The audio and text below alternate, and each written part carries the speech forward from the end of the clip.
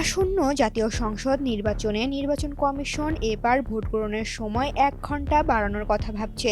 সাধারণত সকাল 8টা থেকে বিকাল 4টা পর্যন্ত ভোট গ্রহণ করা হলেও এবার একই দিনে জাতীয় সংসদ নির্বাচন এবং গণভোট অনুষ্ঠিত হবে।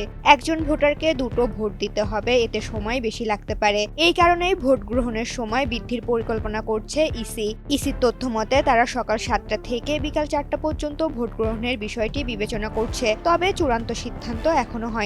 ইতিমধ্যে নির্বাচনের প্রাথমিক প্রস্তুতি শেষ। প্রধান নির্বাচন কমিশনার নাসির উদ্দিন জানিয়েছেন, ডিসেম্বরের দ্বিতীয় সপ্তাহে নির্বাচনের তফসিল ঘোষণা করা হতে পারে। 7 থেকে 11 ডিসেম্বরের মধ্যে তফসিল ঘোষণার চিন্তাভাবনা চলছে। সেই অনুযায়ী আগামী বছরের 5 থেকে 12 ফেব্রুয়ারির মধ্যে ভোট হতে পারে। মক ভোটিং এর পর ইসি জানিয়েছে, প্রতিটি ভোট কক্ষে একটির বদলে 2টি করে গোপন কক্ষ স্থাপন করা হলে ভোট কেন্দ্র হয়তো বাড়াতে হবে না। তবে ভোটাররা গণভোটের ব্যালট পড়ে ভোট দেওয়ায় সময় বেশি লাগছে। এইসব দিক বিবেচনা করেই মূলত সময় বাড়ানোর পরিকল্পনা নেওয়া হয়েছে।